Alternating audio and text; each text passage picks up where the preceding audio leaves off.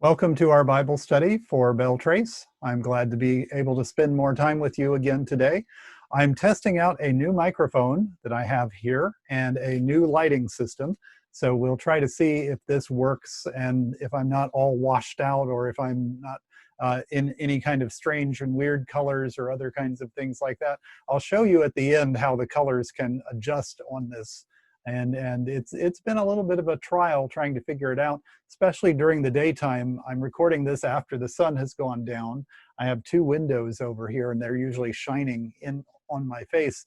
So this half is dark and this half is overlighted.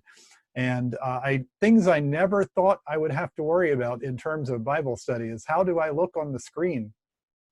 I missed televangelism class when I was going to seminary, and they didn't teach us anything about lighting and microphones and other kinds of things like that, which we now need to become a little bit more proficient in as we live in our virtual environment, in our virtual community. One of the other things that I have sort of been learning over time is where I'm keeping my eyes, because I tend to look at the screen, and in fact the camera is up there. So if I'm not always looking directly at you, it's because I think I'm looking at you.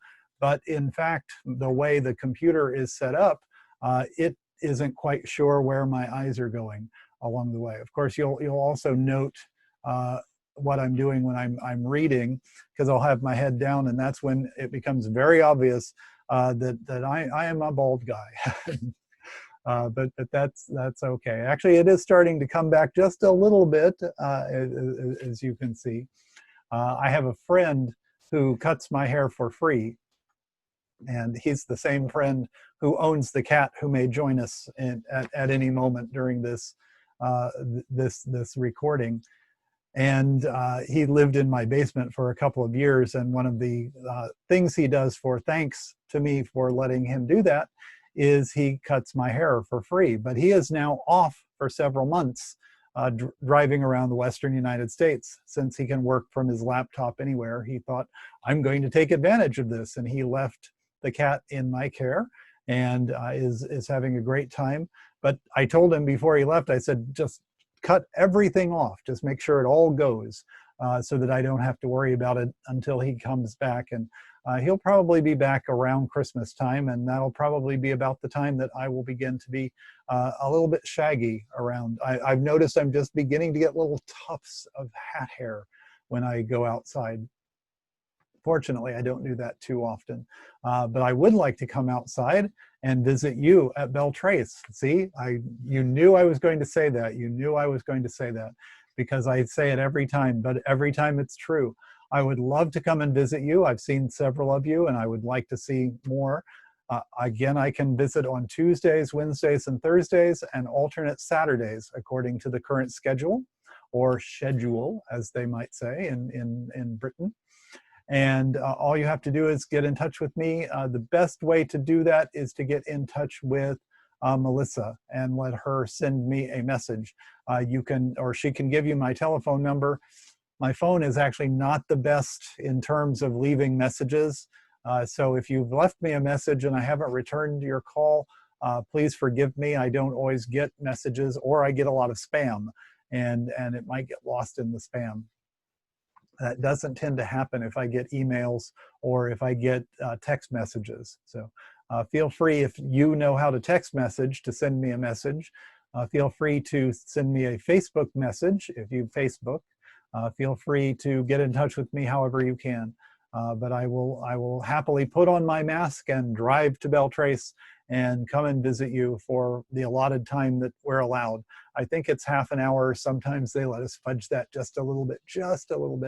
But it is a lot of fun, I think, to be out there. I do miss you all. I miss our setting in the third floor TV lounge for our Bible studies. And I just miss being with you. And it's now been 6 months or so, and it is something that I notice very much.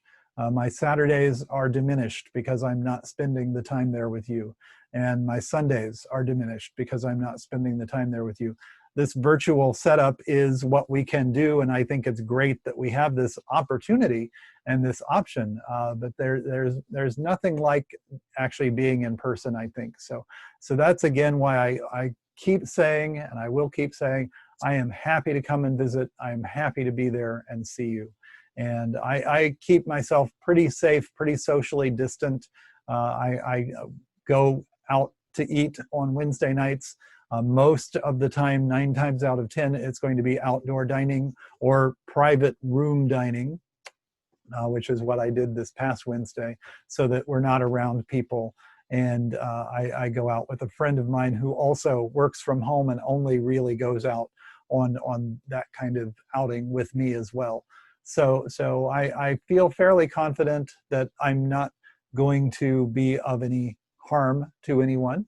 And of course, if I were to ever have any kinds of symptoms or anything, like a good person who looks after his neighbor, I am my brother's keeper. We just had that lesson a few weeks ago. I would stay at home. But in the way we're living right now, I am putting on my mask and staying socially distant. But given those parameters, I can come and visit you, and I would really love to see you. So please let me know if I can do that. As we noted a couple of weeks ago, we figured out that I'm 6 foot tall. I'm actually 6'2". So if I lie down between the two of us, I'm far enough away. So if we're 1 Kurt away, we're fine.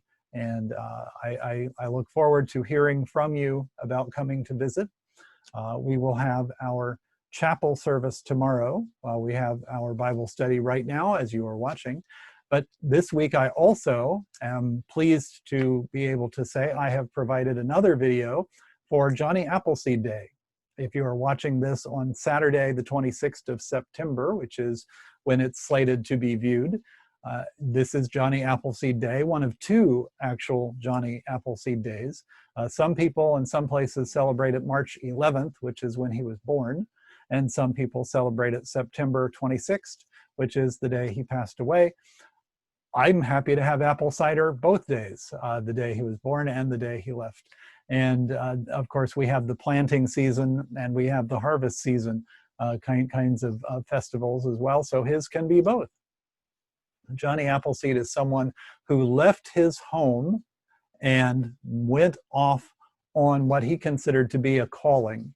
And he planted trees all over the Midwest. He planted them in Western Pennsylvania. He planted them all over Ohio. He planted them all over northern Indiana. He sold trees and apple seeds to people who then went on to Michigan and Illinois and Kentucky directly from his sales. And trees then were then sort of taken further and further and further afield. So there have been claims that there are Johnny Appleseed trees as far west as California. They're a little bit suspect, but you know, the spirit is right there. And one of the things I'm always amazed at convergences. And I won't call them coincidences because I know the statistical likelihood of coincidences are actually much higher than we give it credit for. But convergences, the part of the Old Testament, the Hebrew scriptures that we're going to be looking at today, which I will do from the Schocken book here, again, the 5 books of Moses, as translated by Everett Fox, is on Abraham, or Abram, as he will start out. And of course, one of the things that happens there is we have someone who's setting out and going on a journey, a calling, a missionary calling, far from home. Fort Wayne, Indiana, which is where the gravestone, one of 2 gravestones for Johnny Appleseed, is a long, long way, especially in the early mid-1800s, from Leominster, Massachusetts, especially if you're barefoot walking. That's a long way from home. By the time we get to the land of Canaan for Abraham, from Ur of the Chaldees, that's a long way too, and chances are good part of that was barefoot, although chances are they were also riding on animals and wearing some coverings for their feet. But I was just amazed in many ways at the sort of the parallels that we have there. Now, one of the things I'm going to try with our video today, because I'm getting a little bit better at the video editing side of things is I'm going to try to drop some pictures in when I'm reading so that you're not just looking at the top of my head, and then I worry about the light shining off the top of my head and blinding you all along the way.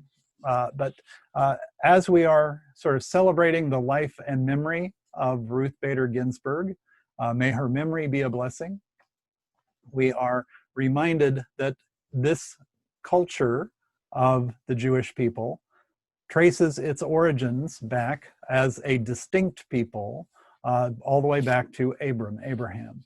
Of course, they, in the Hebrew scriptures, trace back, as all people do, back to Noah and Adam as well in that sense. But in the particularity of the community, we're starting a thing here as we look at the story of Abraham that goes all the way up to Ruth Bader Ginsburg and many of the other people who are adherents of the Jewish faith and identify as Jewish people in the world today. And there are Jewish people in most countries, if not every country of the world. I won't swear that it's in every country because there are some tiny ones out there and I haven't done a complete census. But I would say 95% or more, because that's what I have seen historically over the last 40 years reporting and in terms of residence or citizenship. And one of the things that we can see is that one of the promises to Abraham is that his descendants would be as numerous as the stars in the sky and the sands on the shore. One of the things we're also celebrating when we think about Ruth Bader Ginsburg is that she is the first woman to lie in state in the Capitol building. Think about that. Our country is how old? We're coming up to 2.5 centuries old. She's the first woman. She's also the first Jewish person. That's incredible. That's incredible on several different levels. But this is a remarkable thing. And she herself had quite the journey. And I hope, if you haven't seen the movie, The Notorious RBG, I've shown it once at Beltrace, and you may be getting it again because I've been talking to Melissa about movies and that one came up. So you may get it again. But please do. And I hope you're watching some of the news coverage that talks about her life and her legacy. As I mentioned, as I said, may her memory be a blessing. In the traditional way of Jewish thinking, it's different from the Christian way of thinking, and we shouldn't presume, those of us who are Christians, onto the Jewish people a set of beliefs or an idea of theology and practice that isn't theirs. There isn't the same sense of an afterlife or eternal life in the Jewish tradition. So you don't talk about resting in peace, and you don't talk about going to heaven and getting angel wings and things like that. But the legacy of what we leave behind is important. May her memory be a blessing. And I've been seeing other things that have been playing on that, and I mean playing in a good way, sort of being inspired by that. May her memory not only be a blessing, but may her memory be an inspiration, which I liked very much as well. And one of the things I have been hosting on my Facebook page, those of you who know Facebook will know what a cover story is, or a cover picture is. And those of you who don't, when you go to the website at the top, there is a picture. Usually I have a picture from Iceland or England, but I have a picture of Ruth Bader Ginsburg there now. And it has a quote from her, which I think is a very important quote. And it's one I will keep with me in my heart as a memory from her that will be a blessing to me. And the quote is this: "Fight for the things you care about, but do it in a way that will lead others to join you." Let me repeat that because they are words worth repeating. Fight for the things that you care about, but do it in a way that will lead others to join you. One of the things that we see in our Bible study is that there will be a lot of people who will be prophets. And many times the more successful prophets are the ones who are able to lead people in a way that they accept. But it's also true for prophets that they fight for what they believe in and what they care about. And sometimes you have to do that even at great risk. And Ruth Bader Ginsburg was someone who risked a lot. And Abraham is someone who risked a lot. See how I segued there? It's almost like I thought this out before I turned on the camera. Yeah, I do that actually. I think out what I'm going to say. So let me read just a little bit here for you that comes from the book of Genesis, which is at the beginning of what we call the patriarchal narratives. And the patriarchs traditionally are highlighted as Abraham, Isaac, and Jacob. And then, of course, we have the descendants from there. But before we get to the stories there exactly, we start in chapter 11, which is part of the begats. We have several different genealogies in the Torah. The Torah is the first 5 books of the Bible. And this is the tail end of one of them, which we're coming to after the Noah story and after the story of the Tower of Babel. So Terah, these are the beginnings of Terah, and I'm in chapter 11, or verse 27. Terah begot Abram, Nahor, and Haran begot Lot. And we'll hear more from Lot later. Haran died in the living presence of Terah, his father, in the land of his kindred, of Ur of the Chaldeans. And I've been to a place that is presumed by archaeologists and historians, most of them, of being the old ancient city of Ur. Abram and Nahor took themselves wives. The name of Abram's wife was Sarai. The name of Nahor's wife was Milcah, daughter of Haran, father of Milcah, and father of Iscah. Now Sarai was barren and had no child. And Terah took Abram his son, and Lot, son of Haran, his son's son, and Sarai his daughter-in-law, wife of Abram his son. They set out together from Ur of the Chaldeans to go to the land of Canaan. But when they had gone as far as Haran, and it's actually spelled differently from the name Haran, they settled there. And the days of Terah were 5 years and 200 years. And then Terah died in Haran. So Terah is actually the one who set out with Abram and his family in tow. It wasn't just Abram getting an inspiration. There was a family tradition that was already being established, which we sometimes overlook. I want to read a bit of a part that's not actually from the biblical text, but it's a little bit of commentary that is in this particular translation called the Patriarchal Narratives. It says, the stories about the fathers and mothers of Israel as a collection are almost contrapuntal in their richness. Life experiences are repeated and common themes recur, yet at the same time there is a remarkable variety of personalities.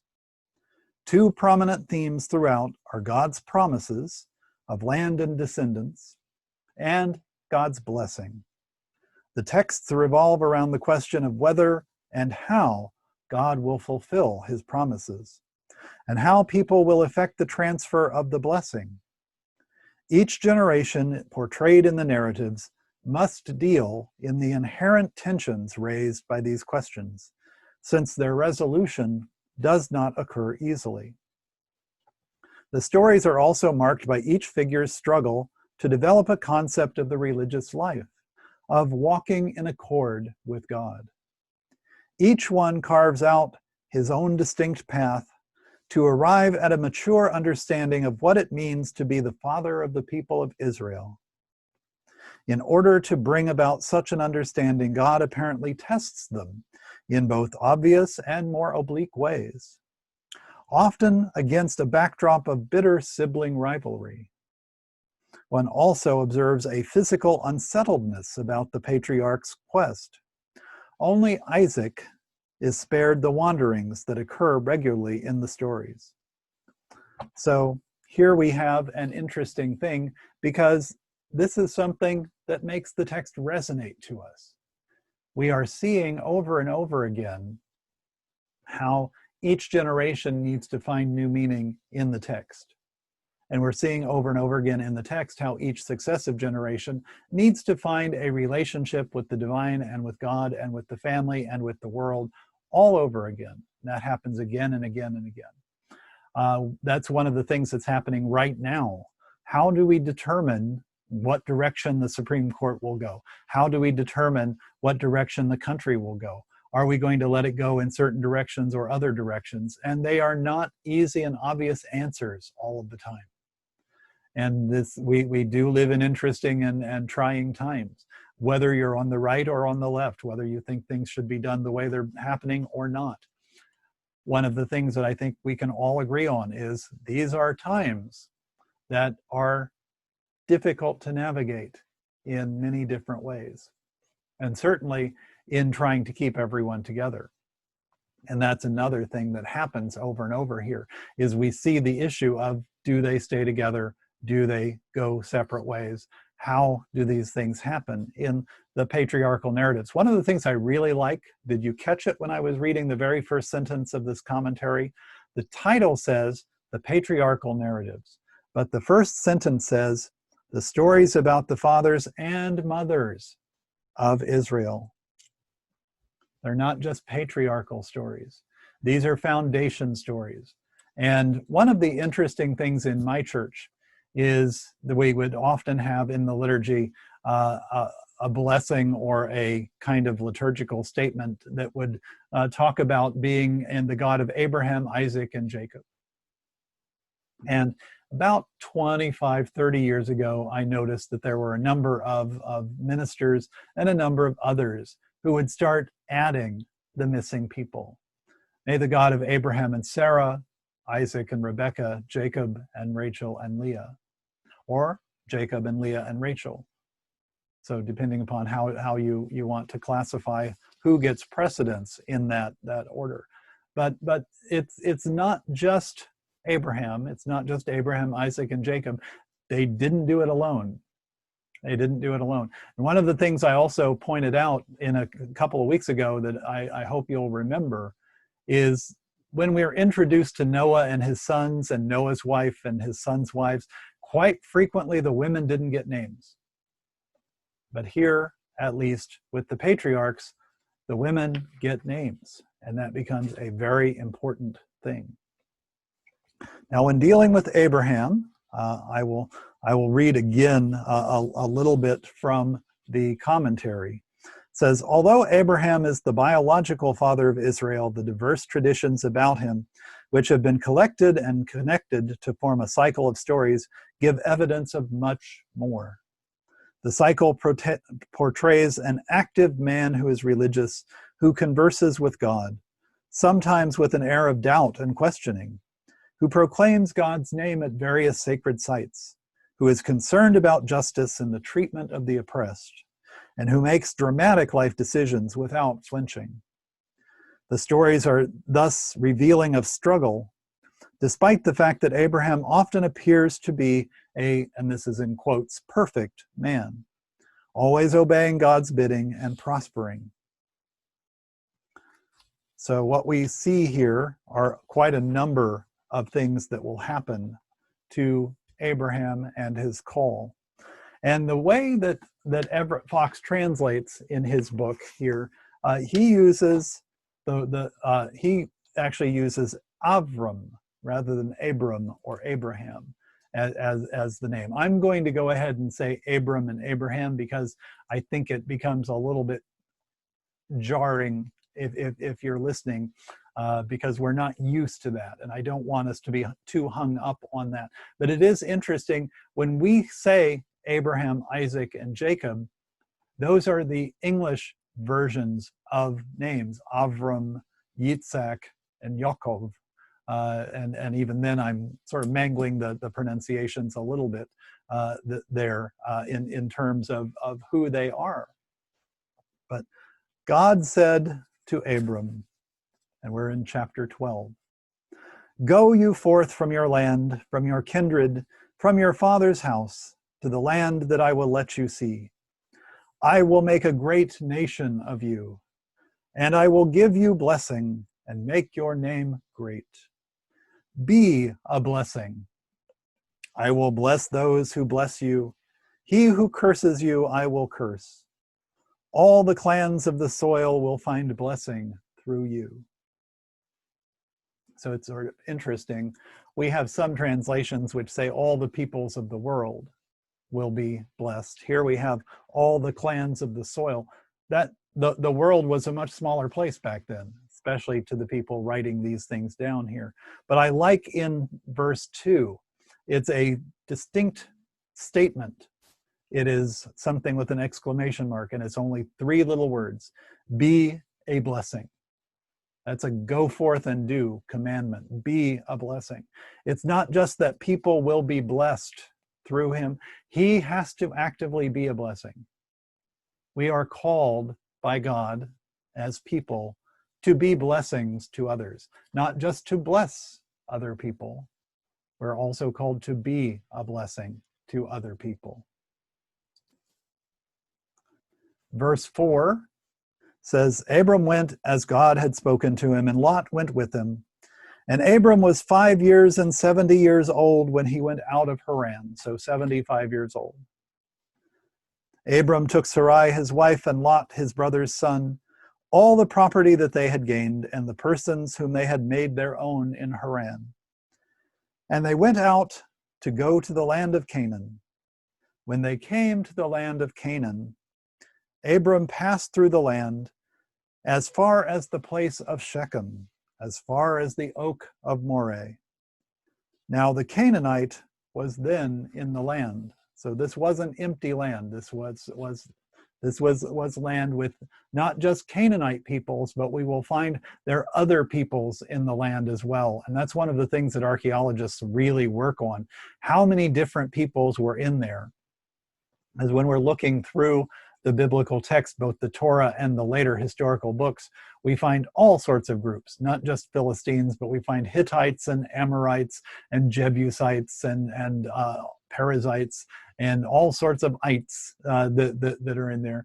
And then we have the occasional Egyptian outpost, and we have the occasional groups, some of which may be anachronistic, which means sometimes a later writer will say, oh, that was the land of the Philistines, even though at the time it wasn't, because they hadn't arrived yet. Just as if someone would talk about sort of where a particular Native American mound was, and they might say, oh, well, that's over in Illinois. Well, when it was built, it wasn't Illinois. So we sort of have to remember that we're sort of talking a little bit different here. At verse 7, it says, God was seen by Abram and said, I give this land to your seed. He built for him a slaughter site there to God who had been seen by him. So we're sort of having a kind of a kind of direct interaction there. One of the things that we see also, it says, in terms of the movement, he moves from there and he goes to the mountain country east of Bethel and spread his tent, Bethel toward the sea and Ai towards the east. There he built another slaughter site to God and called out the name of God, of Yahweh. Then Abram journeyed on, continually journeying to the Negev.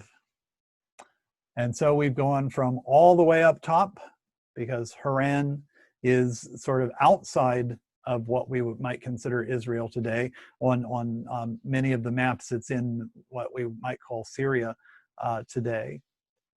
And he goes through different places. Some of the interesting places mentioned is Bethel, which means house of God.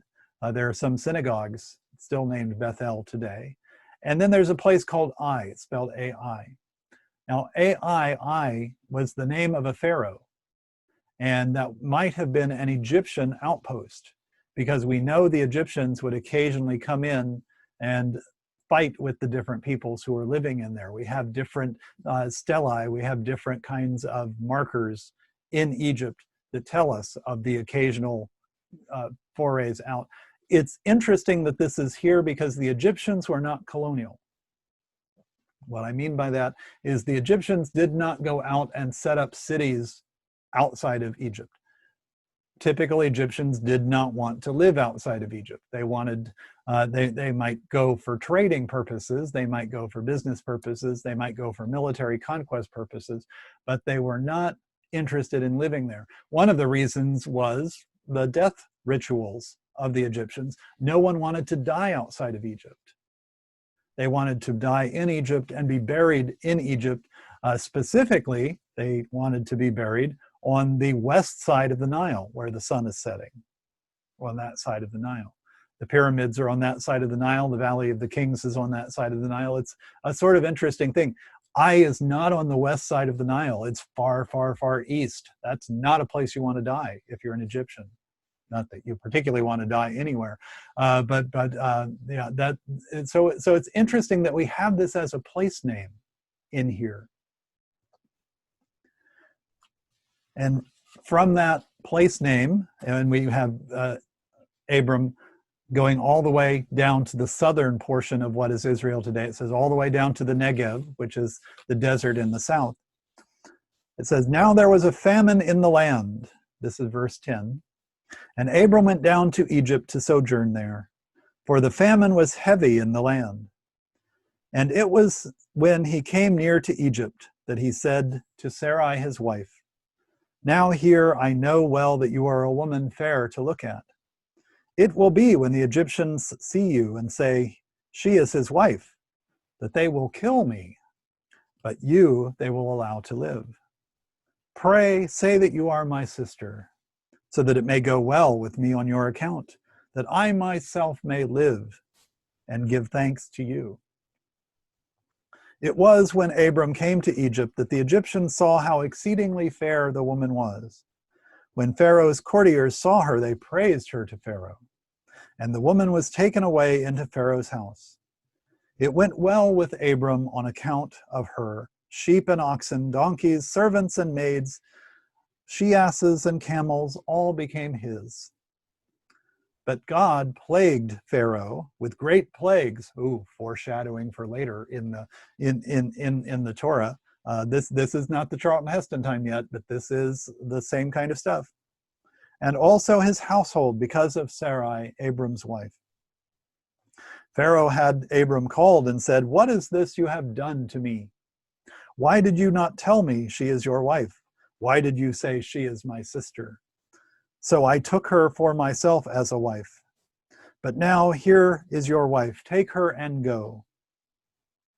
So Pharaoh put men in charge of him, who escorted him and his wife and all that was his. Abram traveled up from Egypt, he and his wife and all that was his, and Lot with him, back to the Negev.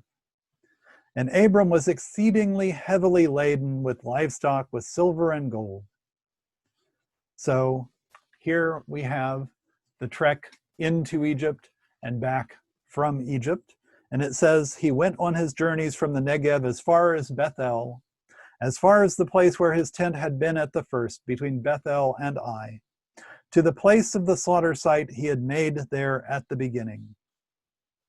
There Abram called out the name of Yahweh, of God.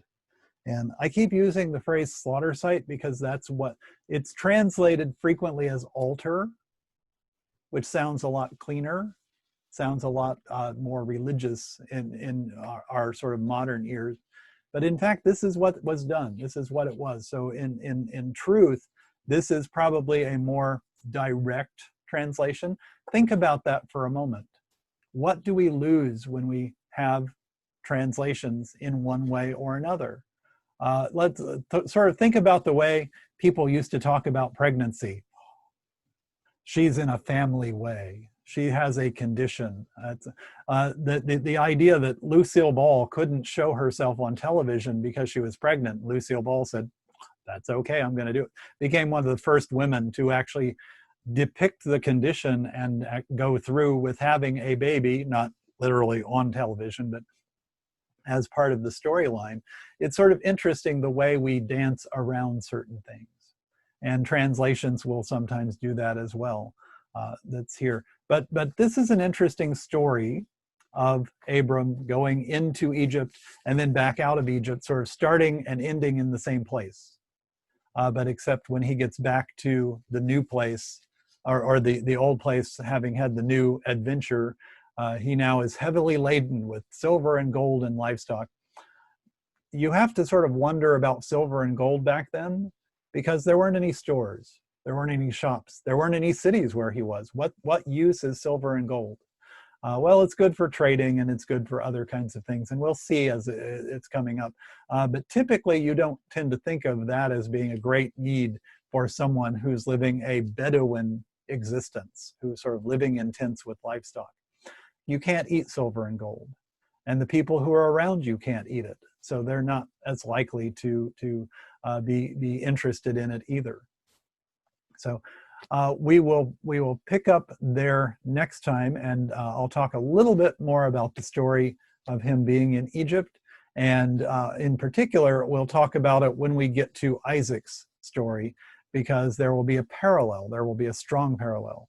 As the commentary I read at the beginning talks about, there are several things that repeat through the Torah stories of the patriarchs and matriarchs. And that going down into Egypt and telling Pharaoh will be repeated in an interesting way, not necessarily with Pharaoh, but the story itself will be very reminiscent. So stay tuned for that. And as usual, I will end today by reminding you, I'd love to come and visit you. I would really love to come and visit you. I have a mask ready and everything. And I'll come in and you can say, who is that masked man? And and I'll say, it's me, and you'll know from the hat. You'll know Kurt with the hat. So I look forward to that. And again, remember, this afternoon, if you're watching this at the appointed hour at Beltrace, this afternoon, Johnny Appleseed, and then tomorrow chapel. So thank you.